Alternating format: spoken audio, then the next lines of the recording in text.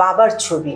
আসলে অঞ্জন চৌধুরীর ছবিটাই মানে প্রত্যেকদিন দুটো চ্যানেলে দুটো দুটো করে থাকবেই। আমি কিন্তু তোমার জন্য অপেক্ষা করব, যত রাতই হয় তুমি আসবে।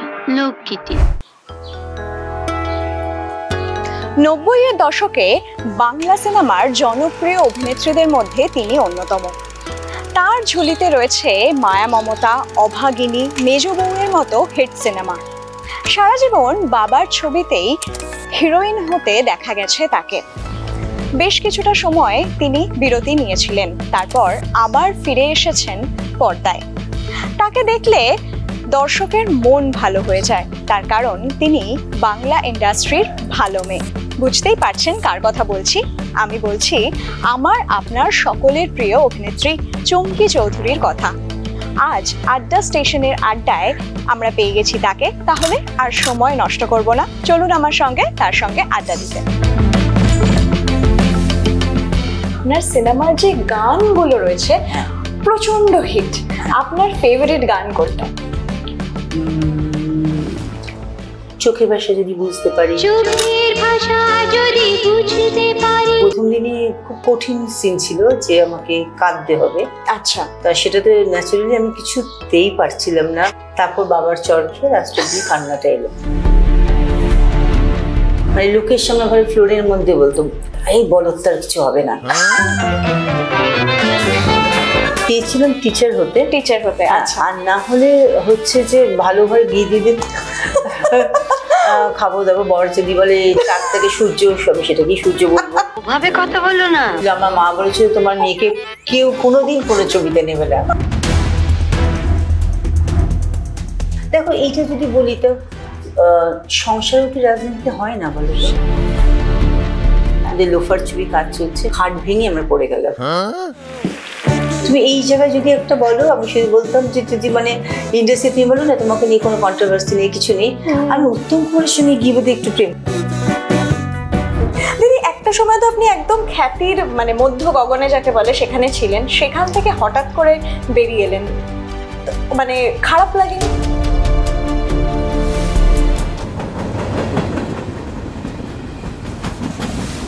যেমনটা আপনাদের বলছিলাম, এই মুহূর্তে আমার সঙ্গে রয়েছেন আমার আপনার সবার ভীষণ প্রিয় অভিনেত্রী চুমকি চৌধুরী। দিদি, আড্ডা স্টেশনে স্বাগত। কেমন আছেন? ভালো। একটা জিনিস সেটা হচ্ছে যে রিসেন্ট সময় আপনাকে খুব একটা ইন্টারভিউ দিতে দেখা যায় না, এটা কেন?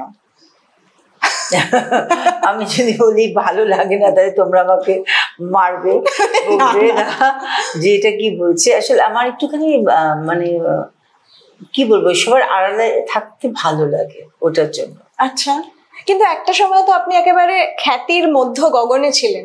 হ্যাঁ, সেটা ছিলাম ওই কাজটুকুই। তারপরে একদম ভীষণ ভাবে ঘরকোনা। হ্যাঁ, মানে লোকের সামনে আসতে আমার হেজিটেশন, লজ্জা এগুলো রয়েছে। এত বছর পরে 1990 সালে হীরক জয়ন্তী দিয়ে আপনার পর্দায় আসা। আমি যদি সেই দিনটায় ফিরে যাই, একদম প্রথম দিনের শুটিং এ প্রথম শট ক্যামেরার সামনে, সেই এক্সপিরিয়েন্সটা কেমন ছিল? সেটা খুব একটা ভালো ছিল না, কেন কিছুই বুঝতাম না। বাবা মনে হলো যে আমাকে দিয়ে চরিত্রটা করাবে, তাই জন্য বাবা নিল। কিন্তু প্রথম দিনই খুব কঠিন সিন ছিল যে আমাকে কাঁদতে হবে। আচ্ছা। তা সেটাতে ন্যাচারালি আমি কিছুতেই পারছিলাম না। মানে গ্লিসারিনে মানে বোতল বোতল চোখের মধ্যে দিয়ে দিচ্ছে। তারপর বাবার চর খেয়ে লাস্টে দিয়ে কান্নাটা এলো। মানে এটা সত্যি কথা, বাবার চর খেয়ে। তো সেই সময় কি মনে হচ্ছিল যে আমার দ্বারা অভিনয়টা হবে না? এখনো আমার মনে হয় যে আমার দ্বারা অভিনয়টা হচ্ছে না। তখনও যেমন হতো আমার এখনো তাই মনে হয়। মানে এখনো সেই নার্ভাসনেসটা কাজ করে? হ্যাঁ, আমি তাই বলি যে আমাকে যেই বলে অ্যাকশন, আমাকে কেন জানি এখনো মনে হয় যে আমার ভয় করছে। দিদি, বাবার হাত ধরে তো অভিনয় জগতে আসা, বোনও অভিনয় জগতে কাজ করেছে, আপনারা একসঙ্গে কাজ করেছেন রিনাদির সঙ্গে। তো আমি একটা জিনিস জানতে চাই যে এই যে কাজের জায়গায় শুটিং ফ্লোরে বাবা বোন সবাই একসঙ্গে কাজ করছে, এটার নিশ্চয়ই সুবিধাও রয়েছে অসুবিধাও রয়েছে। তো এই সুবিধা অসুবিধাগুলো কি কি? সেরকম করে কিছু সুবিধা অসুবিধা না, সেই সময় বোঝার মতো বয়সটাও ছিল না। পুরোটাই মানে ফ্যামিলি, কেন যারা সবাই আমাদের কাছে, ধরো রঞ্জিত কাকু বলো, দীপঙ্কর, মানে যারা যারা কাজ করে, বা সুমিত্রা বিশি, তারা সবসময় বাড়িতেও আসতো, তারা ওখানেও রয়েছে। তাই জন্য কখনো ওইটা ফিল করিনি যে আমার কিছু সুবিধা হচ্ছে কি অসুবিধা হচ্ছে, এরকম কিছু ব্যাপার ছিল। আপনার মা জয়শ্রী চৌধুরী, তিনি তো ভীষণ কড়া ধাঁচের ছিলেন প্রচন্ড। তো আপনি মাকে বেশি ভয় পেতেন না বাবাকে? মাকে অবভিয়াসলি, আমরা 3 ভাই বোন। আচ্ছা, মাকে বেশি ভয়, মানে মা কি করতো, মানে এত ভয় পেতেন কেন? আমার মা পরের দিকে যেমনি মা ভীষণ ভালো বন্ধু হয়ে গেছিল, কিন্তু মা ভীষণ রাগী মহিলা, যাকে বলে ভীষণ কড়া। মানে মা যদি আমাদের ছোটবেলায় বলতো চোখ খুলবে না, বন্ধ, মানে কেউ খোলাতে পারতো না, এরকম। এরকম এত রাগী ছিল মা। রাগী ছিল দেখি আমাদের ঠিক মতো মানুষও করতে পেরেছি, এটাও ঠিক। মানে রাগী হলে যে ঠিক মতো মানুষ করতে পারে তা না, ভীষণ মানে যা যা শিখেছি সবকিছু মার থেকে আর বাবার থেকে শিখেছি। আর বাবা তো কাজে থাকতো, আমাদের প্রত্যেকটা সন্তানই মাদের সঙ্গেই বেশি ক্লোজ হই আমরা, যেহেতু বাড়িতে মা থাকে। তা মার থেকে যত সবকিছু জীবনে ভ্যালুস সবকিছু মার থেকে বাবার থেকে শেখা। দিদি, আপনার ছোটবেলাটা কেমন ছিল? আপনার স্কুলিং কোথায়? স্কুলিং আমি চেতলা স্কুলে পড়েছি, চেতলা গার্লস স্কুলে পড়েছি। আর তারপর আমি নিয়ালপুর কলেজের থেকে আমি অনার্স গ্রাজুয়েট, পল সায়েন্সে অনার্স ছিল। আসলে কি হয়েছে, আমরা 3 ভাই বোনই, আমার মায়ের কাছে যেমনি আমরা নাচ শেখা, আমার মা ভীষণ ভালো ডান্সার ছিল, গানও প্রচন্ড ভালো গাইতো। সবকিছু আমাদের মার থেকেই, মানে সবকিছু আমাদের শেখা, মায়ের থেকেই সবকিছু শেখা। তো বাবা তো চেয়েছিলেন অভিনেত্রী, আপনি অভিনেত্রী? বাবা অমনি করে চাইনি, যদি বলি বাবার মনে হয়েছিল যে হীরক জয়ন্তী যখন হিরোইন খুঁজছে, পাচ্ছে না, যখন আমি স্কুল থেকে এলাম, আমি তখন উচ্চ মাধ্যমিক দেবো, তখন বাবার মনে হলো যে এটা আমি বাড়ির মধ্যেই রয়েছে চুমকি, তাহলে ওকেই নেওয়া যেতে পারে। সেটা বাবাও যে ভেবেছিল ভবিষ্যতের জন্য যে পর্বত ছবি করবে, সেটাও নয়। কিন্তু যখন ওই ছবিটা দর্শকদের এত ভালো লাগলো, তখন বাবা আর একটা ছবি করলো, সেটাও দর্শকদের প্রচন্ড ভালো লাগলো। তখন দেখলো যে দর্শক ওকে তো ভীষণ ভালো চাইছে, অ্যাকসেপ্ট করেছে ভীষণভাবে, সেটার জন্য। আচ্ছা, আপনার কি ইচ্ছে ছিল ছোটবেলায় যে কি হব বড় হয়ে? আমি আসলে চেয়েছিলাম টিচার হতে। আচ্ছা। আর না হলে যে ভালো ঘরে বিয়ে দিয়ে দিন, খাবো দাবো, বড় যদি বলে 4 থেকে সূর্য, আমি সেটাকেই সূর্য বলবো। আমি পান খাবো, সিরিয়াল দেখবো, দুপুরবেলা ঘুমিয়ে থাকবো, মানে একদম ঘরকুনো। আচ্ছা, মানে বাবার জন্যই এইরকম একটা জায়গায় আসা, কিন্তু নিজের ইচ্ছা ছিল টিচার হব বা এরকম একটা লাইফ কাটাবো। মানে নিজের কোনো অ্যাম্বিশন নেই, মানে কিছু এখনো নেই। এখনো চলছে জীবনটা, ওরকম কিছু কোনোদিনই কোনো অ্যাম্বিশন ছিল না যে আমাকে এই হতে হবে, এইটা পেতে হবে, এরকম কিছু। মানে আপনি গো উইথ দ্য ফ্লোতে বিশ্বাসী একেবারে। ওকে, সো একটা জিনিস আমি জিজ্ঞাসা করবো যে তরুণ মজুমদারের ভালোবাসাতেও আপনি অফার পেয়েছিলেন, কিন্তু সেই কাজটা করা হলো না কেন? মানে তরুণ মজুমদারের মতো ওরকম একজন খ্যাতনামা পরিচালক। এটা হচ্ছে যে দেখো, তখন তো ছোট, সবকিছু ডিসিশন তো বাবা নিত। আচ্ছা। তা বাবা কখনোই চায়নি যে তার মেয়েরা অন্য পরিচালক বা পরিচালক থেকে অন্য হাউসে কাজ করি, অন্য হাউসে কাজ করি।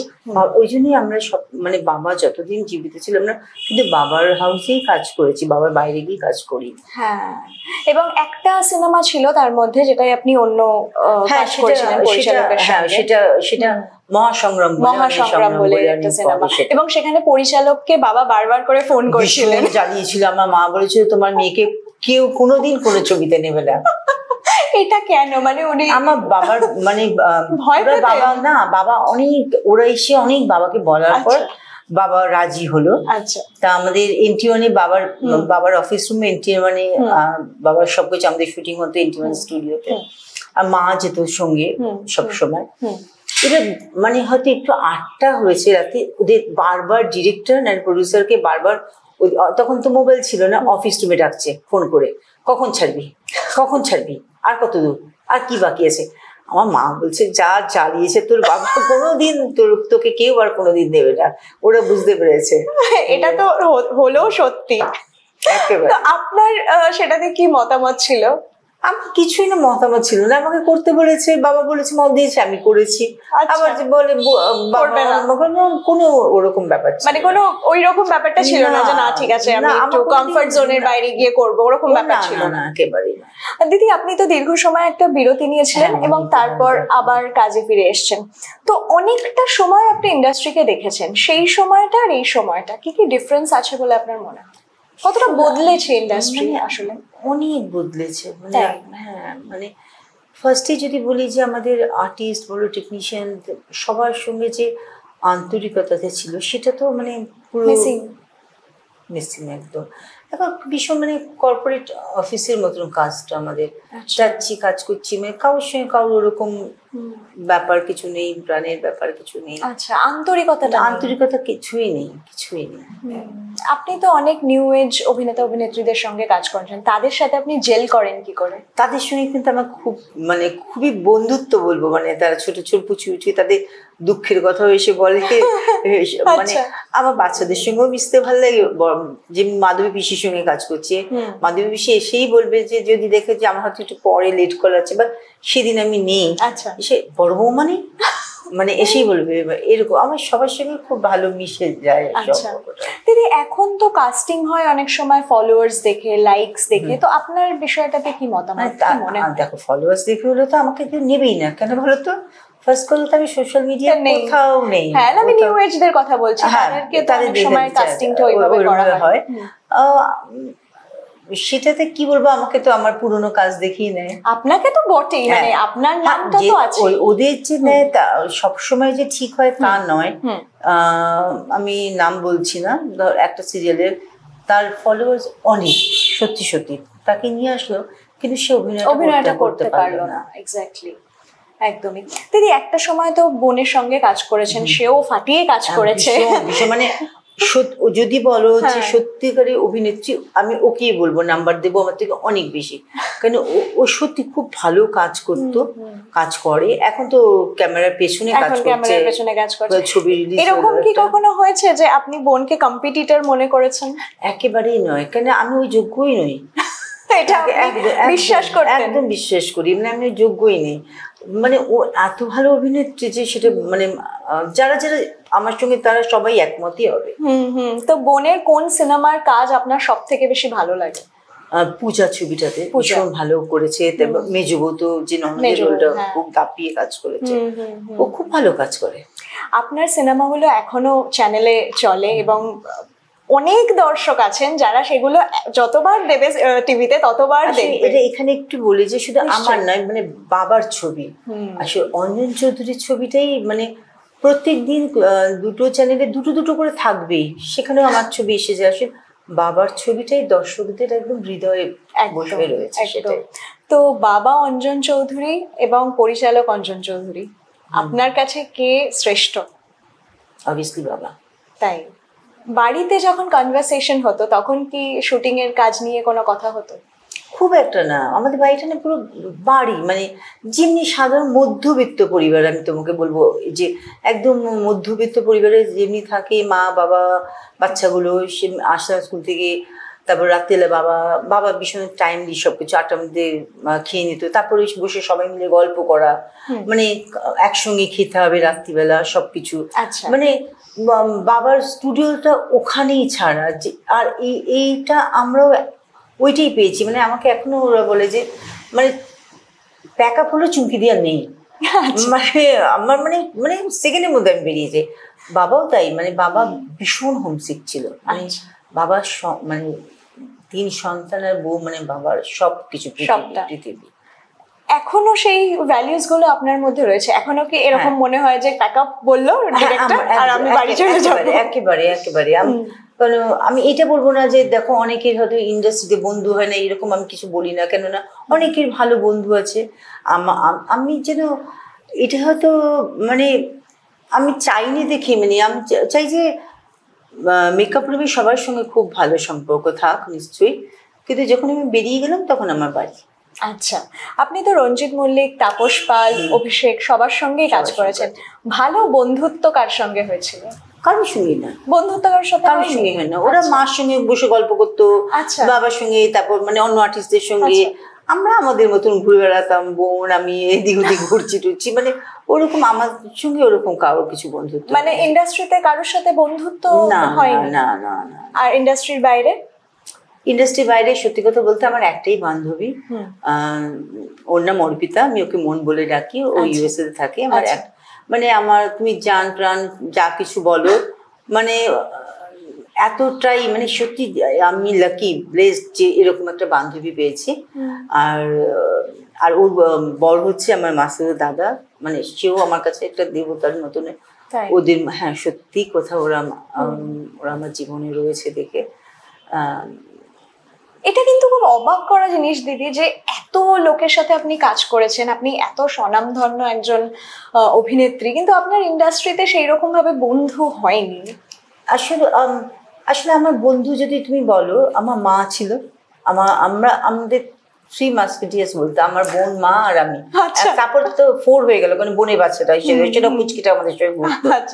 সে আমার এখানে তুমি যদি বলো, আমার বোন হচ্ছে আমার বেস্ট ফ্রেন্ড। আমার মানে সবকিছু গিয়ে ওকে উগড়াতে না পারলে আমার শান্তি হয় না। মানে আমার বোন বলে সবকিছু, ধরো স্টুডিওতে অনেক কিছু মজার জিনিস দেখলাম, যেটা আমি অবজার্ভ করলাম, তারপর যতক্ষণ না ওকে বলতে পারছি আমার শান্তি লাগে না। একদমই। এবং আপনাকে বলা হয় ইন্ডাস্ট্রির ভালো মেয়ে, আর আপনি যখন কামব্যাক করলেন তখনও ভালো শাশুড়ি হয়ে। হ্যাঁ, তো এই জার্নিটা একটু শুনবো। দেখো, ভালো সবাই, এটা কিছু না, মানুষ প্রত্যেকেরই মধ্যে দোষ গুণ এটা থাকে। সিরিয়ালে আমরা দেখে এসেছি বেশিরভাগ সময় যে দজ্জাল শাশুড়ি। হ্যাঁ, সেটা আমাকে দজ্জাল যদি রোলটা দেওয়া হয়, আমি জানি যে দর্শক নেবে না। হ্যাঁ, দর্শক সেটা পছন্দ করবে না। তা আপনার কাছে যখন চরিত্রের অফারটা এলো, আপনার কি মনে হলো? কোনটা? এই ভালো শাশুড়ির। ভালো শাশুড়ি আমার, যেটা আমি একটা করলাম দ্বিতীয় বসন্ত বলে, যেখানে মানে আমি ছেলেকে বাড়ি থেকে বার করে দিচ্ছি, কারণ সে আর একটা এক্সট্রা ম্যারিটাল অ্যাফেয়ারে জড়িয়ে গেছে, কিন্তু বৌমাকে আমি মেয়ে হিসেবে রেখে দিচ্ছি। আমার খুব ভালো লেগেছিল এই চরিত্রটা। নিজের সঙ্গেও রিলেট করতে পেরেছিলাম। যদি আমার জীবনে এরকম হতো আমি তাই করতাম। আচ্ছা, তাই তাহলে তো মানে খুব রিলেটেবল হয়েছে ব্যাপারটা। দিদি একটা জিনিস বলুন, যে এতটা সময় তো ইন্ডাস্ট্রিতে কাটিয়ে ফেলেছেন, মাঝখানে বিরতি নিয়েছেন, যখন কামব্যাক করলেন দেখলেন যে ইন্ডাস্ট্রিটা চেঞ্জ হয়ে গেছে, আন্তরিকতার অভাব, মানুষের বিহেভিয়ারেও হয়তো কিছুটা চেঞ্জ হয়েছে, অবাক লাগেনি? অ্যাডজাস্ট করতে অসুবিধা হয়নি? না, সেটা হয়নি। আমি আসলে সব জায়গায় না অ্যাডজাস্ট করে নিতে পারি, তাই সেটার জন্য আমার কোনো অসুবিধা হয় না। আমি বুঝে যাই যে এইরকম এর সঙ্গে এরকম ভাবেই চলতে হবে। সেটা আমার সবচেয়ে বড় কথা, চাহিদাও ভীষণ কম, তো আমি গেলাম, কাজ করলাম, ব্যাস। বা আমাকে একটু চা বেশি দিলেই হলো, ওরা জানে দিদি একটু চা খায়, ব্যাস আমি করলাম, পরে চলে এলাম। এই চা খাওয়ার প্রসঙ্গ থেকেই যাবো দিদি, যে এই বয়সে এত সুন্দর গ্ল্যামার ধরে রেখেছেন, এটার রহস্যটা কি? বাবা, তুমি এটা বললে আমি লজ্জা পেয়ে যাই। আমি আবার সবাইকে জিজ্ঞেস করি, শোন না, আমি কি বোটক্স করাবো, আমি কি বুড়ি হয়ে যাচ্ছে, আমাকে এটা করবে? একদম, তোকে কিচ্ছু করতে হবে না। এক্স্যাক্টলি, কিচ্ছু করতে, এত সুন্দর স্কিন এখনো আপনার, মানে কিভাবে মেইনটেইন করেন? ডায়েট করেন? না, এটা বোধহয় জিন থেকে। আমার বাবার স্কিন ভীষণ ভালো ছিল, মারও স্কিন খুব ভালো ছিল। মা হয়তো একটু ডার্ক ছিল, মার কমপ্লেক্সনটা, আর বাবা ভীষণ ফর্সা ছিল। আচ্ছা, তা ওদের থেকেই পাওয়া এটা। মানে জাস্ট আপনি সেরকম ভাবে মেইনটেইন করেন না? কিচ্ছু না, কিছু বাবা আমাকে মেইনটেইন করতে বললে। আর খাওয়া দাওয়া? অসম্ভব। খাওয়া দাওয়া, যেহেতু আমার সুগার রয়েছে, থাইরয়েড রয়েছে, খাওয়া দাওয়াটা বলতে পারবো যে আমি ভীষণ মেইনটেইন করি। আমি এমনি ফুডিও না কোনোদিন। ওকে, আপনি ফুডি? একদম ফুডি না, বরঞ্চ আমি গালাগাল খাই। মানে আমাকে আমার বোন, এই যে এটা আমার জ্যাঠু দিদি, এটা মানে এরা বলে বিয়ে বাড়িতে একদম আমাদের পাশে তোরা বসবি না, তুই বসলেই বলে না এটা না, দেবেন না, আমরা নিতে পারি না, একদম তুই বসবি না, এটা হয়। তাহলে আপনার ফেভারিট খাদ্য তালিকায় কি কি রয়েছে? এইটাই আমার জীবন থেকে চলে গেছে, সেটা হচ্ছে যে কোল্ড ড্রিঙ্কস, আইসক্রিম। এটা আপনার ফেভারিট ছিল? আর চকলেট। সব চলে গেছে? কেন, আমি সুগার তো, আমাদের ফ্যামিলির সবার সুগার। মানে মাঝে সাঝে অল্প স্বল্প চলে। খুব খেতে ইচ্ছা করলে তখন ওই যে তো সুগার ফ্রি চকলেট, বা বোন অনেক সময় বলে যে এত ইচ্ছা যে সুগার ফ্রি আইসক্রিম খায় একটা, এরকম। মানে এটা খুব কষ্ট হয়। তো শুটিং ফ্লোরে তো এতটা সময় থাকেন, তাহলে কি বাড়ি থেকে খাবার দাবার নিয়ে যাওয়া হয়? বরাবর বাড়ি থেকে, মানে যখন হীরক জয়ন্তীও করছি, মা সবসময় নিয়ে যেত। সবাই তখন হচ্ছে কি সবাই নিয়ে আসতো করে, সবাই মিলে খেত, সেই ব্যাপারটা চলে গেছে, ওটা খুব মানে মিস করি। আচ্ছা আচ্ছা। তো এখন আপনি যখন শুটিং ফ্লোরে যান তখন যেটা দেখেন যে বাড়ি থেকে লোকজন কেউ কেউ খাবার আনে, কেউ কেউ বাইরে থেকে আনে, তো সেই সময় অসুবিধা হয় না সবার সাথে মিলে? না, সেটা আমি যেমনি এখন যিনি কাজ করছি, মাধু আন্টি আছে, মাধু আন্টি যেহেতু মাধু আন্টির সুগার রয়েছে, মাধু আন্টি ইনসুলিন নিয়ে তারপর কাজ করেন। হ্যাঁ, তারপর কাজ মানে আসে, তারপর খেয়ে তারপর আসে। তো মাধু আন্টিকে নিয়ে ময়না আছে, ময়না ছোট বোন, ওকে আমি খুবই ভালোবাসি। ও বাড়ি থেকে খাবার নিয়ে আসে, ও খুব আমাকে গালাগাল করে যে তোমার জন্য একটু ঘুগনি খাবে না, চুরমুর খাবে না, সবেতে না, তাহলে খাবেটা কি তুমি, এরকম হয়। আর মাধবী পিসি আমাকে বলবে বড় বৌমা একটু সিঙ্গাড়া খাও না, আমি পিসি খাই না, তখন ছোট বৌমাকে ধরে, তখন ওকে ধরে খায়। আপনি সিঙ্গাড়াও খান না? সিঙ্গাড়াও। কি অবস্থা, মানে সিরিয়াসলি। একটা জিনিস দিদি, সেটা হচ্ছে যে বাংলা সিনেমার ধরন তো চেঞ্জ হয়েছে, আপনি নিশ্চয়ই জানেন, প্রচুর পরিচালকরা বিভিন্ন ধারার সিনেমা করছে। আপনি এই ধরনের সিনেমাগুলো কতটা এনজয় করেন? আমার ভালো লাগে। আচ্ছা। সব ছবি যে ভালো লাগে তা বলবো না, কিন্তু কিছু কিছু ছবি তো সত্যিই ভালো হচ্ছে, যেমনি প্রজাপতি খুব ভালো হয়েছে, প্রধান ভালো লেগেছে, তারপর অর্ধাঙ্গিনী খুব ভালো লেগেছে। আমি এমনি কৌশিক গাঙ্গুলির ফ্যান। আপনি কৌশিক গাঙ্গুলির ফ্যান? ওনার অভিনয়ও যেমনি ভালো লাগে, ওনার ছবিও আমার খুব ভালো। ওনার কাছ থেকে ছবির অফার এলে আপনি এক বাক্যে রাজি হয়ে যাবেন? হ্যাঁ, অবশ্যই। তো নতুন পরিচালকদের কৌশিক গাঙ্গুলি ছাড়া আর কার কার কাজ ভালো লাগে? আর দেখো, অতনু রায় বোধহয় না, অতনু রায় প্রোডাকশন, ওনার কাজও খুব ভালো লাগে। সৃজিতের কাজ, হ্যাঁ, সৃজিতেরও কিছু কিছু ছবি সত্যি ভালো লেগেছে। এখনকার যে অভিনেত্রীরা কাজ করছেন এই মুহূর্তে বাংলা সিনেমার একদম টপ অভিনেত্রী যারা, কারো মধ্যে নিজের ছায়া দেখতে পান? আমি অমনি করে খুঁজিনি আসলে, কেন ওরা নিজেরাই এতটা ট্যালেন্টেড না, মানে আমার ছায়া দেখার কোনো দরকার নেই। মানে এত ভালো, ওরা এত স্মার্ট, ওরা এত জিনিস, যে মানে সব ব্যাপারে, পোশাক বলো, মেকআপ বলো, অভিনয় বলো, সবেতেই ওরা কিন্তু পারদর্শী, খুবই ভালো কাজ করে। এখন তো দিদি অভিনয় শেখার অনেক স্কুল হয়েছে, ওয়ার্কশপ হয়েছে, আপনাদের সময় তো এগুলো ছিল না। তাহলে আপনার ব্যক্তিগতভাবে নিজের অভিনয় স্কিলটা আপনি কিভাবে গ্রো করেছিলেন? সেটা তো বকা খেয়ে খেয়ে, গালাগাল খেয়ে খেয়ে, আর তারপর তখন ধরো অনুপ জেঠু, সুমিত্রা পিসি, সন্ধ্যা পিসি এরা অনেক হেল্প করেছে। তখন কিন্তু কই বুঝতাম না, তুই এটা এরকম ভাবে কর, এরকম ভাবে বল, ওরা অনেক হেল্প করেছে, ওইভাবেই অভিনয় শিক্ষাটা হয়েছে। একটা জিনিস দিদি, যে এখন যে পারিশ্রমিকটা আপনারা মানে যারা কাজ করছে তারা পায়, সেই সময় তো এতটা পারিশ্রমিক ছিল না। আপনার কি মনে হয় যে হঠাৎ করে অনেক টাকা পেয়ে লোকজনের লাইফস্টাইল চেঞ্জ হয়ে গিয়ে তাদের বিহেভিয়ারও চেঞ্জ হয়ে গেছে, মানে যেটা আপনি শুরুতে বলছিলেন যে হ্যাঁ এখন আন্তরিকতাটা অনেকটা কম, এটা কি মনে হয় এটাও একটা কারণ? এইটা কি কারণ মানে বলতে পারবো না, মানে মানে এই যে একটা সিরিয়াল করার পর একজন ফ্ল্যাট কিনে ফেলছে, গাড়ি কিনে ফেলছে, মানে আপনাদের সময় তো এইটা ছিল না, এইটা ছিল না, তো সেই কারণেই আমি জিজ্ঞাসা করছি যে আসলে পারছে, আমার মনে হয় সেজন্যই ওরা কিনছে। আর আমি এটাও বলবো যে আমাদের সময়কার আর্টিস্টরা না এতটা বোধহয় মানে বুদ্ধি বা বৈষয়িক বুদ্ধিটাও ওদের ছিল না, এখনকার বাচ্চাদের কিন্তু সেটা রয়েছে। আচ্ছা, এটা কিন্তু রয়েছে, ভালো করে, কেন এটা তো অনিশ্চয়তার জগৎ পুরো না। হ্যাঁ, তারা ভবিষ্যতে আমি দেখেছি শুটিং করতে যে ছোটরা আলোচনা করছে, ওরা বড়দের সঙ্গে আলোচনা করছে যে মিউচুয়াল ফান্ড, হ্যাঁ, আমি তখন একটু বোঝা না আমাকে, এটা কি মিউচুয়াল ফান্ড, তোরা কি বলছিস? বলছে তুমি বুঝবে না, তোমার দ্বারা হবে না, এইসব ছেড়ে দাও, তুমি ব্যাংকে টাকা রাখো, আমাকে বলছে বারবার ফোন করে করে তুমি দেখতে পারবে না, তুমি ছেড়ে দাও। ওরা কিন্তু মানে দেখি শুটিং এ ফাঁকে ফাঁকে এই সারাক্ষণ চলছে মোবাইল কিন্তু ওদের। আচ্ছা আচ্ছা, হ্যাঁ, মানে আপনার একটুখানি ওইটার সাথে অ্যাডজাস্ট করতে অসুবিধা হয়? না, অসুবিধা হয় না, আমার মজাই লাগে যে হ্যাঁ ওই রকম ব্যাপারটা। দিদি, একটা সময় তো আপনি একদম খ্যাতির মানে মধ্য গগনে যাকে বলে সেখানে ছিলেন, সেখান থেকে হঠাৎ করে বেরিয়ে এলেন, মানে খারাপ লাগেনি? আসলে আমি কোনোদিনই ভাবিনি যে আমি খ্যাতির মধ্য গগনে ছিলাম, কিন্তু সেটা তো হয়েছিল আপনার পর পর সিনেমা হয়েছে, মানে আমি কোনোদিন ওটা আমাকে না মানে কি বলবো, আমাকে স্পর্শই করেনি, মানে আমার কিছু যায় আসেনি, বলে না যে হয়েছে কাজ চলেছে, সিনেমা চলেছে, মানে ওটা আমাকে কিছু এফেক্ট করেনি। তাই জন্য আমি ওখানে ছিলাম, কি নিচে রয়েছি, মানে কিছু আমার কাছে ওই ফিলিংসটাই নেই আমার। আচ্ছা, সেদিন মানে মানে কাজ করতাম, কাজ মাঝখানে ছেড়ে দিয়েছিলাম, আবার কাজ করছি, ব্যাস এটাই।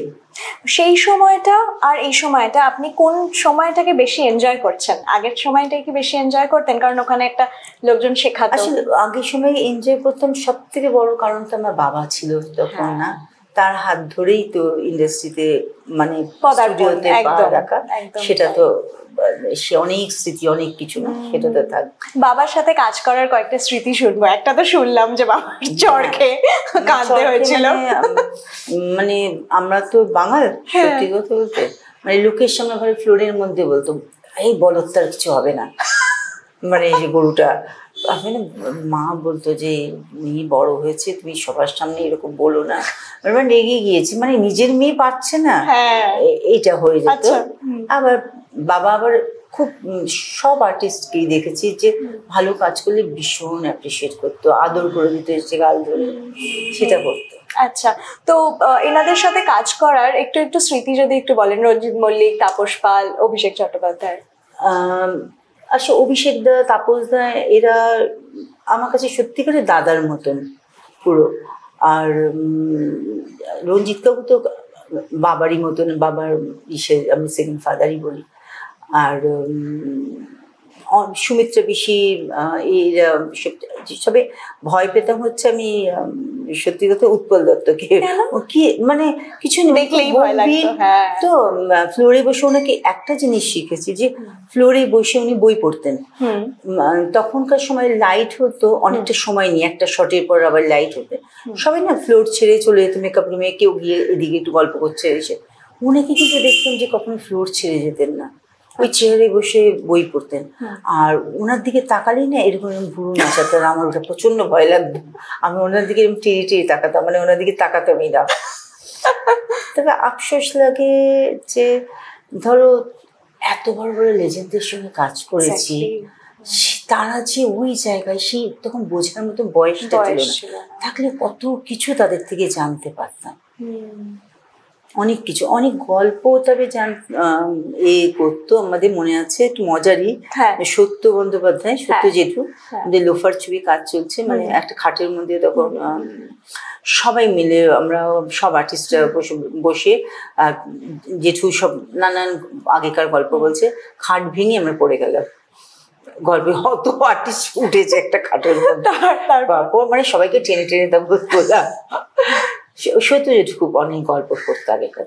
আচ্ছা, আপনারা যখন বাইরে গেছেন শুট করতে, এখন তো বাইরে মানে বিদেশে, কিন্তু তখন তো বাইরে মানে পশ্চিমবঙ্গেরই বিভিন্ন জায়গা, ম্যাক্সিমাম হলো দার্জিলিং, মিরিক, এইটুকু। তো সেই রকম কোনো মজার স্মৃতি রয়েছে বাইরে গিয়ে? বাইরে গিয়ে না সেরকম মজার নয়, কেন ভীষণভাবে মানে যেহেতু অনেক ভোর আউটডোর শুটিং, মানে অনেক ভোরে কাজ উঠতে হতো, সেইটা সেগুলো মনে প্রচন্ড চাপ লাগতো, যে 3টের মধ্যে উঠিয়ে দিয়ে চা দিয়ে চলে যেত, যে সবাই তখনই মেকআপ ম্যান চলে আসতো, মেকআপ মানে এইগুলো ছিল তো ভীষণ কাজের মধ্যে। আপনি কোথায় কোথায় গেছেন বাইরে কাজ বলতে? আমি বাবার তো বেশিরভাগই বোলপুরে হতো, দার্জিলিং, মিরিক, এইসব জায়গায় কাজ হয়েছে। তাপস পাল তো কাজ করতে করতে, অভিনয় করতে করতে রাজনীতিতে চলে এসেছিলেন, তো তারপরে কি আপনার সঙ্গে যোগাযোগ ছিল? তাপসদার সঙ্গে, হ্যাঁ, তাপসদার সঙ্গে ফ্যামিলির সবার সঙ্গে যোগাযোগ ছিল, কেন এখনো নন্দিনী বৌদির সঙ্গে আমাকে রেগুলার বেসিসে যোগাযোগ। আচ্ছা আচ্ছা, তো এখন তো দেখি যে অনেক অভিনেতা নেতা হয়ে যাচ্ছেন, তো আপনার এরকম কোনো? বলো না, ভীষণ ভয় পাই আমি, মানে আমাকে রেগুলার বেসিসে ফোন করে, তো আমি একেবারেই নয়, মানে রাজনীতিকে ভয় পান রীতিমতো? রীতিমতো ভয় পাই। কেন? মানে আমি আমার দ্বারা ওটা হবেই না, মানে গিয়ে ধরো আমি ভীষণ, ধরো তোমার এখন কথা বলছি, যেহেতু আমি ইন্টারভিউ দিচ্ছি, আমি ভীষণ কম কথা বলি। আচ্ছা, শুনতে ভালোবাসি। আচ্ছা, তা আমাকে নিয়ে দুটো কথা, আপনারা কেমন আছেন, ভালো আছেন, ব্যাস শেষ। তারপর আমি কি বলবো বলো তো? সেই কারণে তারপরে রাজনীতিটা ভালোবাসি, সত্যি কথা বলতে গেলে আমার রাজনীতিটা আমার জন্য নয় একদম। কিন্তু দিদি, যে কোনো জায়গায় রাজনীতি হয়, তো ফিল্ম ইন্ডাস্ট্রিতেও রাজনীতি আছে, এটা তো অস্বীকার করার জায়গা নেই। আপনি নিজে কখনো ফেস করেছেন? হ্যাঁ, করেছি, করিনি বললে তো ভুল কথা বলা হবে, করেছি। দেখো এইটা যদি বলি তো সংসারও কি রাজনীতি হয় না বলো তো? তাহলে সেটা নিয়ে তো বলে ভেবে লাভ নেই। কিন্তু সেটা আপনাকে কতটা কষ্ট দিয়েছিল সেটা জানো? আসলে আমার মনে হয় যে আমরা এইগুলো আমাকে এফেক্ট করে না, কেন বলতে পারবো না। আমার মনে হয় ঠিক আছে, ও করেছে, বেশ করেছে, ঠিক করেছে, ওর যদি মনে হয়েছে ওটা করেছে। আচ্ছা, একটা জিনিস দিদি, প্রত্যেকটা মানুষের জীবনেই ব্যক্তিগত ওঠাপড়া থাকে, সেটাকে নিয়ে হিল করে মুভ অন করে যাওয়া। আপনিও এই সাহসের পরিচয়টা দিয়েছেন। এটা করতে কতটা এনার্জি, কতটা পজিটিভ মাইন্ডসেটের দরকার হয় বলে আপনার মনে হয়?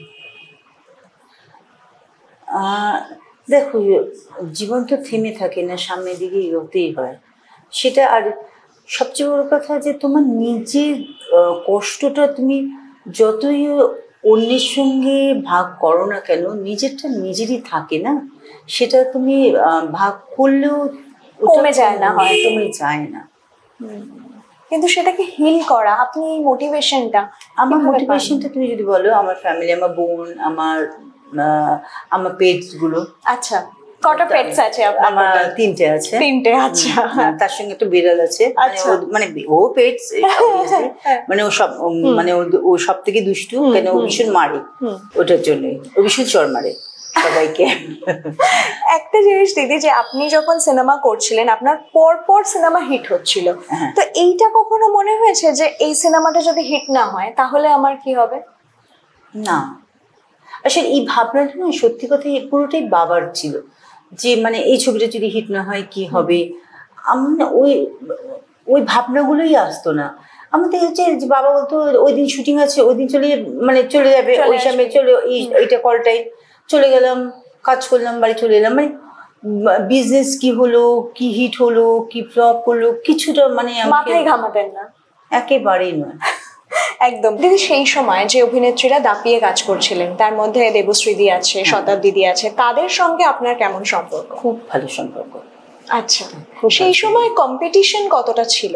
আসলে দেখো, আমি ওরা এত ছবি করেছে, এত পরিচালকদের সঙ্গে ছবি করেছে, ওদের সঙ্গে আমার প্রতিযোগিতার কোনো মানে প্রশ্নই আসে না। মানে আমি এমনি অ্যাক্ট্রেসে বিশ্বাস করি না। আমাকে যদি বলে, আমি মানে -0 দেবো নিজেকে। সেখানে ওদের সঙ্গে ওটা না, ওদের সঙ্গে বন্ধুত্ব খুবই ভালো সম্পর্ক এখনো। সেজন্য ওদের সঙ্গে কোনো প্রতিযোগিতা আমার ছিল না। আচ্ছা, তারা তো অনেকেই এখন নেত্রী হয়ে গেছেন, তারপরে নিশ্চয়ই তারা খুব বিজি হয়ে গেছেন। হ্যাঁ, বিজি হয়েছে, কোনো সময় দেখা হয়। ওরা খুব ভালো কাজও করছে, সত্যি কথাই। আর আমার সেটার জন্য গর্ব লাগছে ওদের জন্য। সিনেমার অফার আসে দিদি আপনার কাছে এখনো? সিনেমার অফার সেরকম করে আসে যেগুলো, সেগুলো পছন্দ হয় না গো। আচ্ছা, কিরকম রোলের অফার পেয়েছেন? মানে ধরো মায়ের রোলে, কিন্তু সে কিছু এখন না সেরকম কিছু করার নেই, দেখি যে শুধু করার নেই, দেখে কি করবো, শুধু 2 পয়সার জন্য গিয়ে একটা কাজ করে আসবো, সেটার জন্য না করে। আপনি এখন মানে কোন জিনিসটা আপনাকে ভাবায়, মানে চরিত্রের ক্ষেত্রে কোন জিনিসটা মনে হয় যে এরকম চরিত্র পেলে আমি কাজ করতে পারবো? আসলে যেমনি আমার মনে হয়, যদি জন্মভূমির মতন একটা ওরকম চরিত্র পেতাম, আমার সেটা মনে হয়। মানে মিতাদির চরিত্রটা? হ্যাঁ, ওইটা আমার মনে হয়। আচ্ছা, মানে ওই রকম একটা ক্যারেক্টার, ওই রকম একটা। এই মুহূর্তে যে ধারাবাহিকগুলো বাংলায় চলছে, আপনি নিজে কাজ করছেন, দেখেনও, সেগুলো কি আপনার মনে হয় যে খুব রিলেটেবল, মানে আপনি রিলেট করতে পারেন চরিত্রগুলোর সঙ্গে? সবসময় যে পারি তা নয়, ওই কারণেই জিজ্ঞাসা করলাম। যে পারি তা নয়, সেটা মিথ্যে কথা বলা হবে। কিন্তু কি হয়, সিরিয়ালে কোনো দিন খুব ভালো সিনটা খুব মনের মতন হলো, আবার কোনো দিন হলো যে ঠিক অতটা ভালো লাগলো না। এরকম ভাবেই কাজ করতে হলে এরকম ভাবেই কাজ করতে হবে। দিদি, একটু আগে যে প্রশ্নটা আপনাকে করেছিলাম, যে দীর্ঘ সময় আপনি বিরতি নিয়েছিলেন, এবং সেই সময়টায় আপনি কোনো সিনেমা দেখেছিলেন কিনা, সেই সময় ওই ব্যাপারটা, শুটিং ফ্লোর আপনাকে টানতো কিনা? না, আমাকে শুটিং ফ্লোর একেবারেই টানতো না, একেবারেই টানতো না। আচ্ছা। আর বাবা চলে যাবার পর আমার মানে ভাবতেই পারিনি আর কোনোদিন আবার ফিরবেন। তারপরে ভাইয়ের কিছু কাজ করেছিলাম আমি, তারপর অনেক পরে, ধরো তারপর আবার 2018 থেকে তুমি যদি বলো আবার শুরু করো, তারপর তোমার কোভিডের জন্য সব বন্ধ হয়ে গেছিল, তারপর আবার 2023 থেকে কাজ করছে। আচ্ছা, মানে মাঝের বেশ কিছু সময়টা একটু গ্যাপ গেছে। এই সময়টা আপনার কিভাবে কাটতো? আমার বাড়িতে থাকতে সব থেকে ভালো লাগে। আচ্ছা, আমার পেটদের সঙ্গে কাটাতে সব থেকে ভালো লাগে, আমার ঘর গোছাতে ভালো লাগে, আমার সব থেকে ভালো সেলাই করতে। সেলাই করতে প্রচন্ড ভালোবাসি সেলাই করতে, নানা রকম জিনিস দিয়ে মানে ফিরে ছেলে দেওয়া জিনিস দিয়ে জিনিস বানাতে। আর বোন আসে, ভাইয়ের বউ আছে, ওদের সঙ্গে সবার সঙ্গে বাচ্চাগুলো। রিনাদির সাথে তো ভীষণ ভালো সম্পর্ক, মানে সপ্তাহে হয়তো 3-4 দিন দেখা হয় আপনাদের। হ্যাঁ, সবসময় যা কতবার যে কথা হয় তার ঠিক ঠিকানা নেই। মানে এখন যে যে বন্ধুর কথা আপনি বলছিলেন, যে বান্ধবীর কথা, সে তো বাইরে থাকে, কিন্তু ওর সঙ্গে মানে রেগুলার। হ্যাঁ, ওর সময় রেগুলার, মানে অনেকবার, মানে সকালে একবার, শুটিং এ বেরোবার আগে একবার, রাত্রে ফিরে একবার। তো দিদি একটা জিনিস, সেটা হচ্ছে যে ভবিষ্যৎ পরিকল্পনা আপনি সেইভাবে কখনো করেননি, মানে যেরকম জীবন এসেছে, যা যা হয়েছে আপনি সেইভাবেই এগিয়েছেন। তো এখন আজকের তারিখে দাঁড়িয়ে মনে হয় যে আমি আজ 10 বছর পরেও কাজ করব বা করব না, বা আমি রিটায়ারমেন্ট নিয়ে অন্য কোথাও চলে যাবো, এরকম কিছু ভাবনা আসে না? আসলে এরকম কিছু ভাবনা আসে না, আরো তো আসে না, কোনো জীবন এত অনিশ্চিত যে ট্রেন ক্র্যাশটা হলো, যে ওঠার পরে এসে তো তাহলে কোনো পরিকল্পনা করে কোনো লাভ নেই। আমি 1 ঘন্টা বাদে কি হবে আমি জানি না। সেটা ওটার জন্য। আর সবচেয়ে বড় কথা, মানে পরপর আমার সব থেকে প্রিয়জনকে 2-3 বছরের মধ্যে হারিয়ে ফেললাম যখন, মানে মনে হয় জীবনটা তো মানে বেঁচে থাকা মানে হ্যাঁ অনিশ্চিত, মানে ওই চলছে এরকম। এখন শুধু বলি যে বোনের বাচ্চা, ভাই বউ সব যেন সুস্থ থাকে, ভালো থাকে, এটাই চাওয়া। একদম। এবং নিজেকে সুস্থ রাখার জন্য, মেন্টালি সুস্থ রাখার জন্য আপনি কি করেন? আমি খুব, যদি বলো, খুব ঈশ্বরে বিশ্বাসী। তাদের নিয়ে থাকতে খুব ভালোবাসি, আর আমার পেটসদের নিয়ে, আর আমার বোনের বাচ্চা, ভাই বাচ্চা, এরা খুব আমার কাছের। বোনের বাচ্চা আর মেয়েরা তো একটু বড় হয়ে গেলে তো একটু বেশি মানে কাছের হয়ে যায়, বিকজ ছেলেরা তো একটু বাইরের দিকে মন থাকে, আর মেয়েরা তো বেশি। ওই বছর লয়ার হয়ে গেল। আচ্ছা আচ্ছা। তা ওদের নিয়েই সময় কেটে যায় আমার। মানে ফ্যামিলি পুরোটাই ফ্যামিলিকে নিয়ে, এবং এই জিনিসটা মনে হয় আপনি বাবা মা থেকেই পেয়েছেন। একেবারে, বাবাও ভীষণ ভাবে পরিবার, ভাই বোনদের নিয়ে সবকিছু, যেমনি আমার কাজিনরা, যে আমি যত দিদি এসছে, মানে আমাদের কাজিনদেরও ভীষণ ভালো বন্ডিং, ভীষণ বন্ডিং। আচ্ছা, মানে এটা কি ছোটবেলা থেকেই? ছোটবেলা থেকেই সবার সঙ্গে সবার বন্ডিং, মানে কেউ বলবে না যে জ্যাঠতো, খুড়তো, মামা তো, এরকম কিছু ব্যাপার নেই, ভীষণ বন্ডিং। আমার একটা জিনিস মানে কথা বলার পরই মনে হচ্ছে দিদি, যে যেখানে আপনি কাজ করছেন, যে ফিল্ডে, যে ইন্ডাস্ট্রিতে, সেখানে মানে মুহুর্মুহ কম্পিটিশন, অসম্ভব একটা অ্যাগ্রেসিভ ওয়েতে মানুষজন কাজ করে। এখন তো অনেক বেশি প্রফেশনাল হয়ে গেছে, তবুও তার কোনো অংশই আপনাকে ছুঁতে পারেনি। মানে এই জিনিসটা, মানে এই মিরাকেলটা কি করে হলো যদি একটু বলেন? সেটাই, তুমি এটা আমি জানি না, এটা ইচ্ছে করে না। আমি সবার সঙ্গেই ভালো করে মিশি, সবার সঙ্গে কথা বলি, সবাইকে আমার ভালো লাগে, এই নয় যে সব মজাও করি। কিন্তু ওই কাজের শেষে বাড়ি চলে আসি। আমার যদি ক্লোজ বলতে বলো, সেই বাড়িতে এসে ও বোনকে ফোন করা, ওর সঙ্গে কথা বলা, সেই। মানে এই জিনিসটা আপনাকে স্পর্শ করতে পারেনি, আপনি তো ব্লেসড, সত্যি কথা বলতে। সেটা বলতে পারো। আমার মানে ওখানে যে ধরো রাজনীতি হচ্ছে বা নানা রকম তো হয় একটা কাজের জায়গায়, সেগুলো আমাকে স্পর্শ করতে একেবারে না। যেহেতু আমরা ইন্ডাস্ট্রির কথা বলছিলাম, রাজনৈতিক ভাবেও যদি আমি দেখি, যে আপনার ছোটবেলা যেরকম পরিবেশে কলকাতাটা যেরকম ছিল, এখন তো সম্পূর্ণ আলাদা হয়ে গেছে। কোথাও গিয়ে ভয় হয় মানে নেক্সট জেনারেশনের জন্য? ভীষণ, মানে কি রেখে যাচ্ছি, মানে কি থাকছে ওদের জন্য, সত্যি সেটা ভয় লাগে। কারণ অনেক পরিবেশ পরিস্থিতি তো অনেক চেঞ্জ হয়েছে, আবার অনেক ভালোও হয়েছে। কিছু কিছু ভালো, নিশ্চয়ই কিছু কিছু ক্ষেত্রে তো নিশ্চয়ই ভালো হয়েছে। সব জিনিসই পুরো ভালো হবে বা পুরো খারাপ হবে এরকম নয়, সব জিনিসই ভালো দিক খারাপ দিক দুটোই থাকে। এবার তুমি কিভাবে গ্রহণ করছো সেটা তোমার উপরে। আপনার ছোটবেলায় কলকাতাটা কেমন ছিল দিদি? কলকাতাটা ভীষণই, আমার তো মনে হতো যে মানে শান্ত এরকম লাগতো, মানে এত গাড়ি ঘোড়া এত কিছু এরকম ছিল না। তখন কারোর গাড়ি থাকলে আমরা বলতাম বাবা বিশাল বড় লোক ওরা, মানে এরকম ওদের গাড়ি আছে। ছোটবেলায় আর বাবাকে দেখতাম যে চিরকালই সিনেমা দেখতে ভালোবাসে, মা বাবা। আর আমার বোনকে আমাকে ছোটকে দুটোকে কোলের মধ্যে বসিয়ে নিয়ে, সামনেই ছিল ইলোরা সিনেমা হল, আচ্ছা নাইট শো, বাবার প্রেস ছিল, তারপরে এই যে সিনেমা দেখতে চলে যেত। আপনি নিজে কতটা ভালোবাসতেন সিনেমা দেখতে? না বুঝি না বুঝি ভালো লাগতো, নাচ আচ্ছা। গান এসব হতো, ভালো লাগতো দেখতে। আর বেশি ভালো লাগতো যে গিয়ে কিছু খাবার দিয়ে বসিয়ে দিত, সেটা হচ্ছে সেটা ভালো ভালো লাগতো। লাগতো বেশি। তো বাবার সঙ্গে একসঙ্গে সিনেমা দেখার এই যে স্মৃতিগুলো, সেগুলো মানে কতটা মনে রয়েছে যে একসঙ্গে যেতাম? অনেক মনে রয়েছে, কেন বাবার মার সঙ্গে প্রচুর সিনেমা দেখেছি। আচ্ছা, কি কি সিনেমা দেখেছেন সেগুলো মনে সেগুলো আছে? মনে সেটা নেই। মনে আছে। একটা মনে আছে, রঞ্জিত কাপুর গেছিল সঙ্গে, হুম। কিচিমিচি গানটা ছিল কি, স্বয়ংসিকা, আচ্ছা ওটা মনে আছে। আচ্ছা আচ্ছা। দিদি, পাহাড়, জঙ্গল না সমুদ্র, কোথায় ঘুরতে যেতে বেশি ভালো লাগে? আমার ঘুরতে যেতেই ভালো লাগে, আচ্ছা মানে যেখানে তুমি নিয়ে যাবে। আচ্ছা, কোনো ফেভারিট জায়গা? তুমি যদি বলো সুইজারল্যান্ড, ভীষণ ভালো সুইজারল্যান্ড লাগে। ভালো লাগে। আচ্ছা, হ্যাঁ। আর আর আর আর যদি বলো দার্জিলিংও ভালো লাগে, কিন্তু এখন কনজেস্টেড হয়ে গেছে দার্জিলিংটা একটু, হ্যাঁ, একটু লোকজন বেশি যায়। যেখানে আমাকে আমার আমার নিজের লোক রইলো, আমি ঘুরতে গেলাম, আমি খুব হ্যাপি। মানে সেটা যদি আচ্ছা। সামনে 1 ঘন্টার রাস্তায় গিয়ে যদি কোনো রিসর্টে বোন টোন সবাই রইলো, ঘুরে এলাম, তাতেও আমার ভালো মানে লাগে। ঘুরতে যাওয়াটা কি আপনাকে রিফ্রেশ করে? হ্যাঁ, সেটা করে। আচ্ছা, আর যে কোনো জায়গায় হোক, আপনি যেখানে জায়গা, নিজেদের লোক হলে নিজেদের আপনি লোক, সেটা হ্যাঁ, এনজয় enjoy করবেন। করবো। একটা জিনিস হঠাৎ করে মনে পড়লো দিদি, যেহেতু তরুণ মজুমদারের কথা আমরা একটু আগে বলছিলাম, আপনার সঙ্গে কখনো ইন্টারাকশন হয়েছে তরুণ মজুমদার? হ্যাঁ, যেটু, হ্যাঁ অনেকবার। কেন আমার জন্মদিন হতো, সবাই আসতো, জেঠু পিসি সবাই, সবার সঙ্গে খুব ভালো রিলেশন। ওনার সঙ্গে কাটানো কিছু মুহূর্তের স্মৃতি মনে আছে?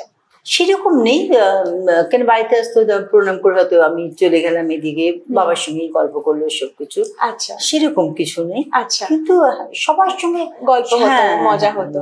একেবারে। এরকম দিদি মনে হয় কখনো যে এই মানে এখন এই বয়সে এসে যে হয়তো এই পরিচালকের সঙ্গে কাজ করতে পারলে ভালো হতো, এইরকম মনে হয়? মানে সেই সময়কার, এখনকার না। না, আমার কি বলতো, বলি না, কোনো কিছুর জন্য আক্ষেপ নেই। আচ্ছা, এটা হচ্ছে কথা, যে এটা করলে ভালো হতো। আসলে তোমার ডেস্টিনিতে যা আছে সেটাই হবে, এর বাইরে কিছু হবে না। কোনো কিছু নিয়ে রিগ্রেট হয় দিদি? একেবারে নয়, একেবারে না। আমি তো মনে করি যে আমি যেটা পেয়েছি আমি সেটাও যোগ্য, আমি ডিজার্ভই করি না। মানে ভগবানের অনেক আশীর্বাদ, বাবা মার আশীর্বাদ, আমি এই জায়গায় দাঁড়িয়ে আছি। তো রিগ্রেট করার কোনো কিছু জায়গাই নেই। এটা আপনার মনে হয়? একদম। এবং বাবা মার সঙ্গে আপনার যে এই বন্ডিংটা, এখনকার ছেলে মেয়েদের বাবা মার সাথে এই বন্ডিংটা দেখেন আপনি নিজের ফ্যামিলিতে বা অন্য কোথাও? আসলে যেহেতু আমাদের ফ্যামিলিতে ওইটা, সেটা আমার ভাইয়ের ছেলেরও আছে, আমার বোনের মেয়েরও আছে, আসলে ওরা তো ওই ধারাটাই পেয়েছে। ওদের বাবা মার সঙ্গে খুবই বন্ডিং রয়েছে। আপনি দেখেছেন খুব ভালো বন্ডিং। আর হ্যাঁ। আপনার ফ্যামিলির বাইরে? ফ্যামিলির বাইরে তো আমি খারাপ দেখি না আমি আসলে। আর হ্যাঁ, তবে আজকালকার বাচ্চাদের একটু বাইরেমুখী হয়, কিন্তু জেনারেশনটাই তাই চেঞ্জ হয়ে গেছে, এটা ওদের দোষ নয়। ছোটবেলায় বাবা মার সঙ্গে একসঙ্গে ঘুরতে যাওয়া, হ্যাঁ। দুর্গাপুজো এনজয় করা, সেই স্মৃতিগুলো মনে আছে? হ্যাঁ, সেই দুর্গাপুজোয় আসলে আমি খুব বলছি ঘর কোনো মানে ধর পুজোর সময় তো নিশ্চয়ই বেরোতেন না? পুজো তাতেও না, একেবারেই নয়। ঘুরতে যেতে হচ্ছে আমার মা, আচ্ছা বোন, আচ্ছা, ভাই, ধরো বাবার বন্ধু ছিল, মারা গেছে, সোমনাথ কাকু, গাড়ি নিয়ে বোনের 2টো বন্ধু, ভাইয়ের 2টো বন্ধু, মায়ের একটা বন্ধু, সব নিয়ে রাত্রিবেলা ঠাকুর দিতে। আমি আর আমার বাবা হচ্ছে ঘর নাম্বার 1, মানে দুজনই বাড়িতে। মার মানে মেয়ে আর বাবা দুজনে মিলে কি করা হতো? মানে দুজনে মিলে খেতে ঘুমিয়ে পড়লাম, মারা ফিরলো মাঝরাতে। আচ্ছা, গিয়ে আবার দরজা খুলে দিলাম। আচ্ছা, মানে ঠাকুর দেখার এক্সাইটমেন্টও অত ছিল না? একেবারে না। মানে এটা কেন আমি জানি না, এখনো আমি কোনোদিন কিন্তু ঠাকুর দেখতে বেরি না। যে পুজো ওপেনিং থাকে, সেই ফিতে কাটতে যাওয়া, বাদ বাকি কিন্তু আমার মানে ওই যে আমার জাতীয় দিদি এসে, ও জানে, মানে সবাই নিচ থেকে ডাকে, চুমকি নিচে আয় না, ওপরে আমি নামবো না। পাড়ায় অঞ্জলি দেওয়া, সেই স্মৃতিগুলো মনে আছে? সরস্বতী পুজো বাড়িতেই হতো, তো বাড়িতেই তো সবাই আসতো অঞ্জলি দিতে। ওটা খুব বড় করে পুজো হতো। আপনার কলেজ জীবনটা দিদি, কখনো এরকম হয়েছে যে কলেজ পালিয়ে সিনেমা দেখতে গেছেন, বন্ধুদের সঙ্গে খেতে যাওয়া, ঘুরতে যাওয়া, এটা হয়েছে কখনো? কোনোদিনও হয়নি। মানে বন্ধুদের থেকে এই প্রপোজালটা নিশ্চয়ই পেয়েছেন কখনো, আসলে যে চল আজকে সিনেমা দেখে আসি? না, সেরকম না। আসলে কি বলতো, আমি যে খুব বন্ধুদের সঙ্গে মিশতাম তাও তো নয়। মানে কলেজ লাইফেও না, ভীষণ চুপচাপ। আমার মাকে একদিন কলেজ থেকে ডেকে পাঠিয়ে বলেছিল যে ও কি প্রবলেম, ও এত কথা বলে না, এত চুপ কেন?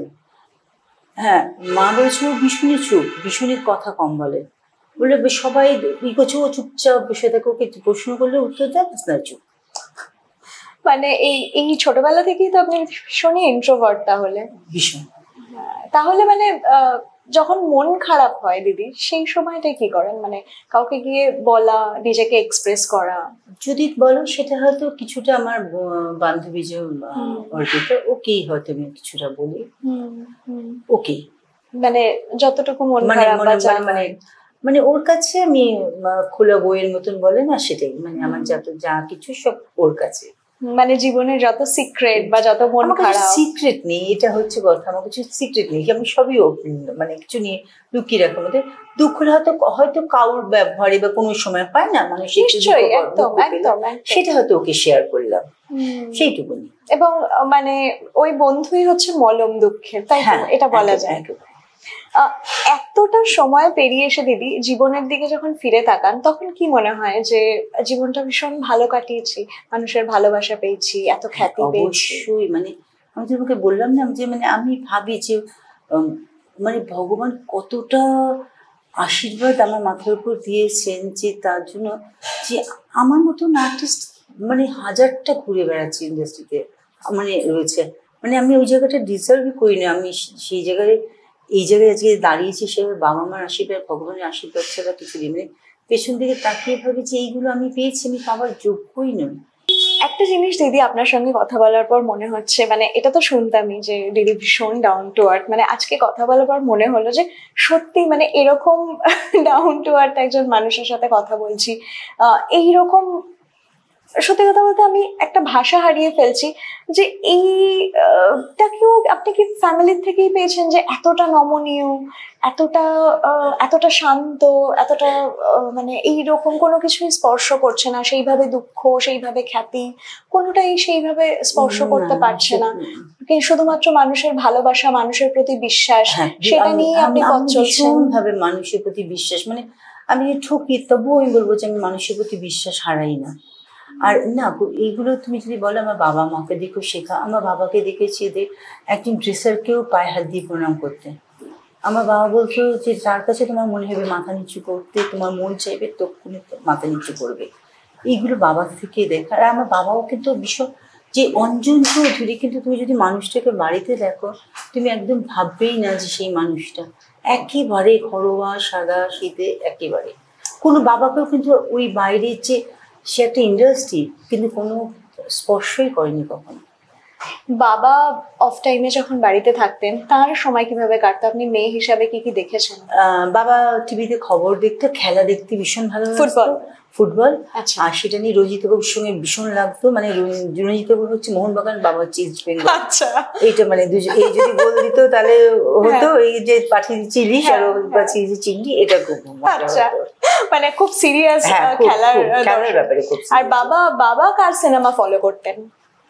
বাবা উত্তম কুমার। আচ্ছা, খুব সিনেমা দেখতে ভালোবাসতেন। আপনি নিজে উত্তম কুমারের কোন সিনেমা ভালোবাসতেন? প্রচন্ড। তুমি এই জায়গায় যদি একটা বলো, আমি শুধু বলতাম যে যদি মানে ইন্ডাস্ট্রি তুমি বলো না তোমাকে নিয়ে কোনো কন্ট্রোভার্সি নেই, কিছু নেই, আমি উত্তম কুমারের সঙ্গে গিয়ে বোধহয় একটু প্রেম করে আসতাম। হাত জোর করে যে আপনি আমার সঙ্গে প্রেম করবেন একটু একটা দিনের জন্য, মানে একটু কিছু না, বসে শুধু আপনাকে দেখবো, এরকম এত ফ্যান, মানে এত ভালো লাগতো। উত্তম কুমারের কোন কোন সিনেমা আপনার ভালো লাগে? সবই, তখন টিভিতে সবই ছবি দেখেছি। ওর নাতনিও আমার খুবই, আমাকে ছোট কিন্তু খুবই খুবই বন্ধু, ওই জন্য ওর বাড়িতে যাই। তা ও বলতে গেলে লাস্ট জন্মদিনেও আমাকে ওর দাদু ওর দিদাকে যে একটা শাড়ি দিয়েছিল, সেই নেটের শাড়ি, সেটা কাঁচানো, সেটা আমাকে দিয়েছে, মানে এটা আমার কাছে পরম পাওয়া।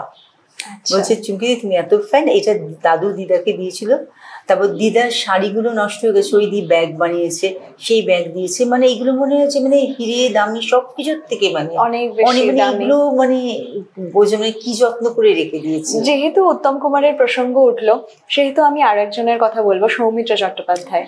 হ্যাঁ, সৌমিত্র জেঠু তো নিঃসন্দেহে, সৌমিত্র জেঠুর সঙ্গে তো আমি অনেক কাজ করেছি, কিন্তু সৌমিত্র জেঠু অভিনেতা দুজনেই, আমি বিচার করার কেউ নেই, কেন আমি ওই জায়গাতেই নেই। মানে তার সঙ্গে কাজ করার অভিজ্ঞতা কেমন ছিল? অভিজ্ঞতা খুব ভালো। কতটা শিখতে পেরেছেন তার থেকে? ফ্লোরে কেমন ছিল সৌমিত্র চট্টোপাধ্যায়?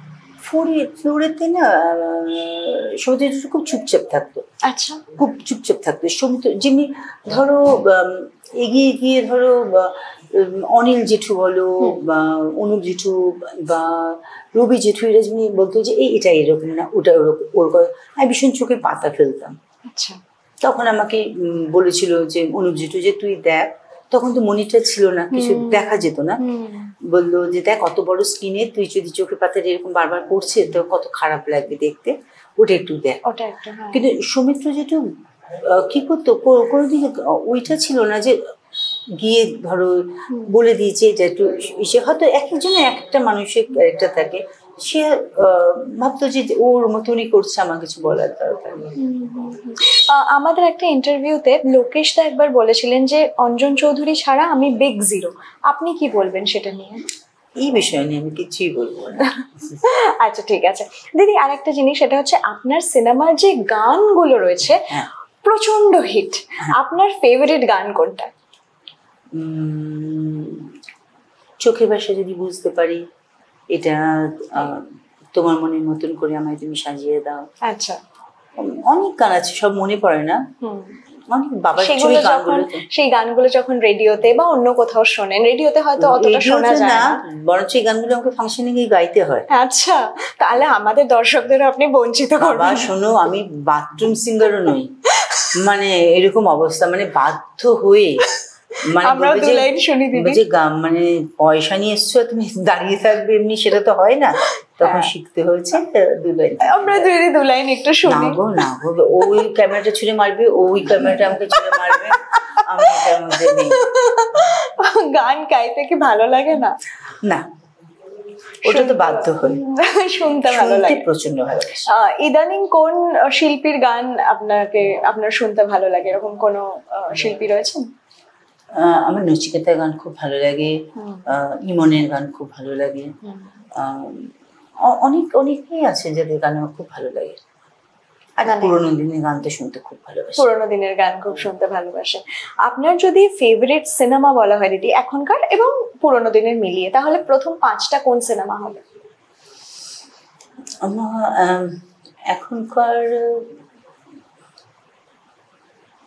আমার যেমনি ভালো লেগেছিল জ্যেষ্ঠপুত্র। আচ্ছা, কৌশিক গাঙ্গুলি খুব ভালো লেগেছিল।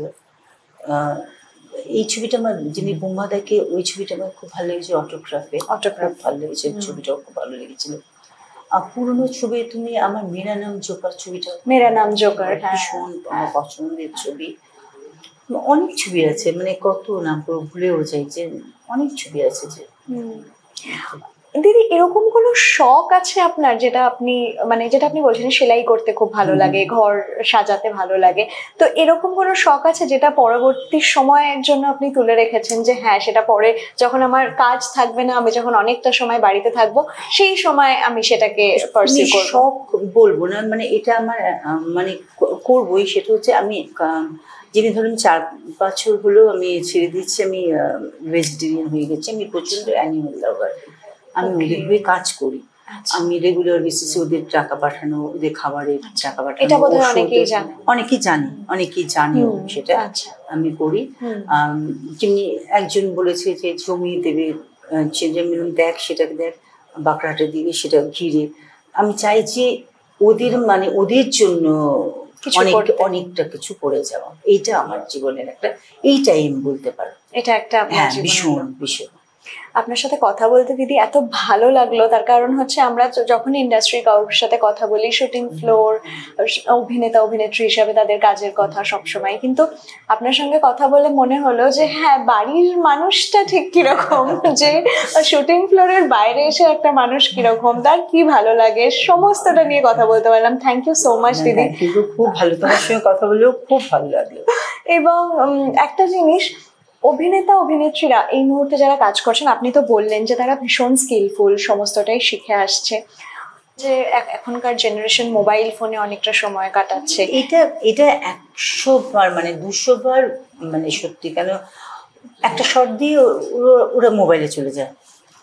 মানে আমাদের যেমনি ওরা বলে যে দিদি তোমরা এত বছর ধরে কাজ করছো, কিন্তু তো আমাদের গিয়ে মোবাইলটা সাইলেন্ট করে ব্যাগে করে কোনো কিছু পেছনে রেখে দিলাম, শর্ট শেষ হলো আবার ওটা নিয়ে মেকআপ রুমে গেলাম, কিন্তু ওদের নয়, ওদের হাতের মধ্যেই মোবাইলটা থাকে, মানে শর্ট শেষ হলো মোবাইলে চলে গেল, তারপর কি হচ্ছে না হচ্ছে কিচ্ছু নেই। সেটা সত্যি, এটা সত্যিই একটা নেগেটিভ দিক। হ্যাঁ, এটা সত্যিই নেগেটিভ দিক, আমি সেটাই মনে হয়।